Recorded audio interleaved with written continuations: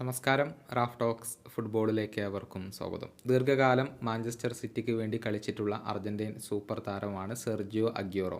കൃത്യമായി പറഞ്ഞാൽ 2011 മുതൽ 2021 വരെ 10 വർഷക്കാലമാണ് അദ്ദേഹം മാഞ്ചസ്റ്റർ സിറ്റിക്ക് വേണ്ടി കളിച്ചിട്ടുള്ളത്.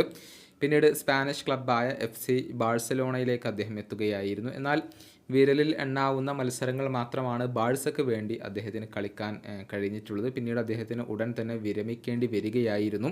ഹൃദയ സംബന്ധമായ അസുഖങ്ങൾ കാരണമാണ് സെർജിയോ അഗ്യൂറോക്ക് നേരത്തെ തന്നെ ഫുട്ബോൾ അവസാനിപ്പിക്കേണ്ടി വന്നത്. 2021 തന്നെയാണ് അദ്ദേഹം വിരമിക്കൽ പ്രഖ്യാപിച്ചത്. ബാഴ്സലോണയുമായുള്ള ഒരു കോൺട്രാക്റ്റ് ഉണ്ടായിരുന്നു, അത് അദ്ദേഹം റദ്ദാക്കുകയാണ് ചെയ്തിട്ടുള്ളത്. എന്നാൽ കരാർ പ്രകാരം കോൺട്രാക്റ്റ് റദ്ദാക്കുന്ന സമയത്ത് ഒരു നഷ്ടപരിഹാരം താരത്തിന് ലഭിക്കേണ്ടതുണ്ട്. ഏകദേശം 3 മില്യൺ യൂറോയോളമാണ് ബാഴ്സയിൽ നിന്നും കോമ്പൻസേഷൻ ആയിക്കൊണ്ട് സെർജിയോ അഗ്യൂറോയ്ക്ക് ലഭിക്കേണ്ടതുള്ളത്. അത് ഇതുവരെ ബാഴ്സ നൽകിയിട്ടില്ല. അതുകൊണ്ട് തന്നെ അഗ്യൂറോ ഇപ്പോൾ നിയമ നടപടി സ്വീകരിച്ചിട്ടുണ്ട്. ബാഴ്സക്കെതിരെ സോഷ്യൽ കോർട്ടിൽ ഇദ്ദേഹം കേസ് നൽകുകയാണ് ചെയ്തിട്ടുള്ളത്.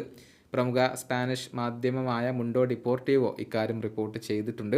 ഇക്കാര്യത്തിൽ ഒരു ഒത്തുതീർപ്പിലെത്താൻ വേണ്ടിയുള്ള ചർച്ചകൾ നേരത്തെ നടന്നിരുന്നു. കൃത്യമായി പറഞ്ഞാൽ ഈ വർഷം ജൂൺ 21 തീയതിയായിരുന്നു ബാഴ്സയും താരത്തിൻ്റെ പ്രതിനിധികളും തമ്മിൽ ഒരു ഒത്തുതീർപ്പിലേക്ക് എത്താനുള്ള ചർച്ചകൾ നടത്തിയിരുന്നത്. പക്ഷേ അത് ഒത്തുതീർപ്പിലെത്തിയിരുന്നില്ല എന്നുള്ളതാണ് വസ്തുത.